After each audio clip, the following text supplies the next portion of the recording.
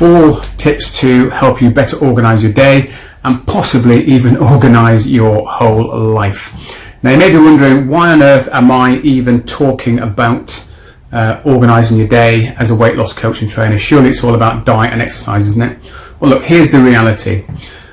If your day and your life in general is just full of firefighting, being reactive, feeling stressed all the time, feeling out of control all of the time, then your chances really of trying to become aware of your health, eating healthily, taking exercise, being intentional about that is pretty much slim to nil. Your mind's just occupied with far too many other things, to be honest with you.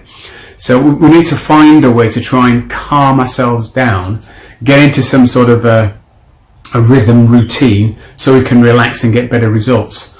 So the 4 tips I'm going to give you today are things that I try and use myself as best I can. Do I always use them? No, I don't. But I do try and gravitate towards them as much as I can. And the people that I work with, I try and get them to do something very similar or their own version of what I'm about to share with you. Because look, for most people, their day generally starts off with, wake up. For a lot of people, it's straight onto their mobile, scrolling down the social media feed, then maybe get out of bed, brush your teeth. While you're brushing your teeth, still scrolling. Downstairs for a coffee, still scrolling. Get yourself dressed, ready to go into work. Jump in your car, get to work, and then boom, you're into work.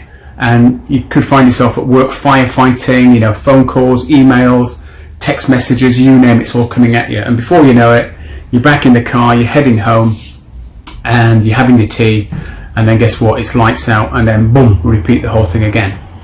And that's how it can be for a lot of people. And when it gets like that, it is incredibly difficult to think about your health and well-being. So these 4 tips are designed to help you to almost punctuate your day so that you can take it in chunks and become more intentional about what it is you're doing. As I said at the start, do I do this all the time myself? No, I don't. I try and gravitate towards it. But if nothing else, this will give you something just to think about to help you, maybe, if necessary, if you need this, to get a better control over your day, and I say maybe even your whole life potentially. So the first punctuation point then is, how do you start your day off? Quite literally. And I mentioned for a lot of people, they wake up and before they get out of bed, they're scrolling down the social media feed. Is that a good way to start your day? I would say not, because you're getting sucked into things that are just feeding your mind with good, bad and the ugly. So maybe a better start to the day might be to wake up and maybe just do something as simple as have a glass of warm lemon tea. Now you may not like lemon tea, fill in the gap with what you like, but just to wake up and just have a nice deep breath, chill out for maybe 5-10 minutes, and maybe just contemplate how you think the day's going to unfold.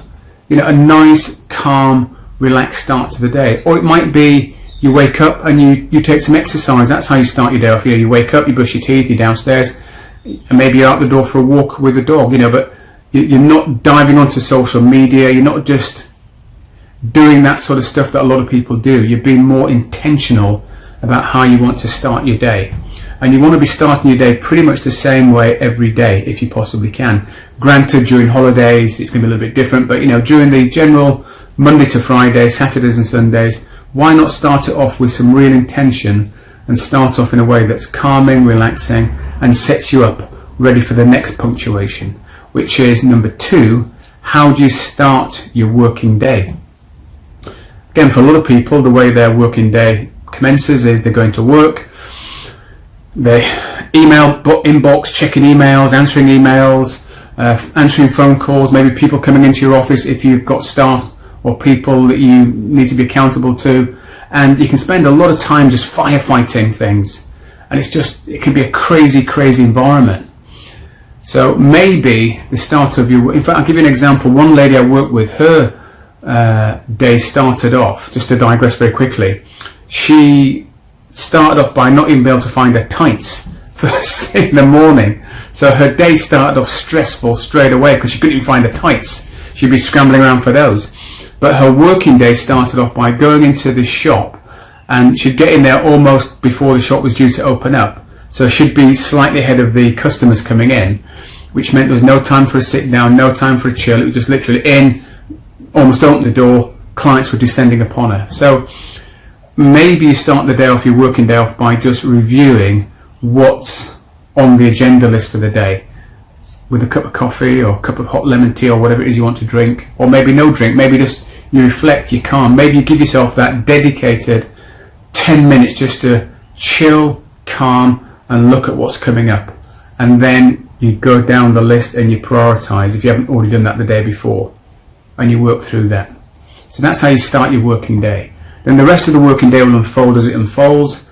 And then the third tip, the third punctuation is, you've guessed it, how do you end your working day? Now, do you end it in a mad scramble rush with things half finished and things that need to be done that don't get done, and calls that should have been made that not made, and you're a bit stressed out, and then you end up going home and taking work home with you? Or do you aim to say, right, I'm going to close down work at a said hour, and then for the remaining half hour to an hour, if possible, and it should be, because it's within your gift most of the time, hopefully, maybe what you then do is for the last half hour or so is you just close down operations, and you start to review what was done for the day, and then you start to plan what needs to be done for the next day. So the last half hour, maybe hour of the day, is about closing down and planning ready for the next day. And that's how you end your working day, in a controlled, intentional way. Then the fourth punctuation is, how do you end the day? And again, for a lot of people, the end of their day can be just sat in bed scrolling. Again, back on that blasted mobile phone. Again, I've done it myself, and I know what it's like. I have been sat in bed scrolling, looking at things, thinking I'm going to find something exciting or the latest whatever. I don't know what I'm looking for, but it's addictive. You can get into it. But maybe a better way of ending the day, again, is maybe an hour before you're due to go to bed. Maybe the device gets put to one side. That's it, done. So you've had your fix of that for the day. Maybe it's a little bit of reconnection time, maybe with your partner. Maybe it's looking at the day that's coming up the next day, just planning that, thinking ahead to the next day. Maybe it's a little bit of light reading, maybe a bit of meditation, but something of that nature, but something that brings you down nice and calmly, a nice intentional way to end the day. So those are four things that are going to happen regardless of whether or not you take control of them or not. Those four things are going to happen. You're going to start your day, hopefully, and I am as well for some time to come. You're going to start your working day, you're going to end your working day, and you're going to end your day as in going to bed. That's all going to happen anyway. The question is, can you be more intentional about those four punctuations throughout the course of your day? And I believe when you become intentional, aware of these four things that are happening, you'll become far more productive. I think you'll be a lot more relaxed, and I just think you'll enjoy it a lot more, because you feel as though you are in control of what you can be in control of, because there's certain things you can't control. I always say the things you can control are your thinking, your eating, and how you move your body. Everything else is in the lap of the gods. But what you can do is just be aware of what part of the day you're in. So hopefully that's been of use to you, those four punctuations. As ever, if you have any questions at all, feel free to reach out to me and ask a question. And you also may be interested to know about my free online webinar, how over 40s can lose weight and maintain it long term without starving themselves on a crazy diet, killing themselves in exercise, or beating themselves up. There should be a link around this video somewhere, either above or below. Click on that link, it will take you to a page, it will ask for your name and your email. If you don't want to put those in, then don't go there, because it will ask you for those. And that will give you some guidance around some of the mindset stuff that I've worked on with clients to help them lose anywhere between 4 stone, 6 stone and 8 stone in weight. So go ahead, click on that link, and I'll see you on that talk. And until then, in the next video, take care, bye for now.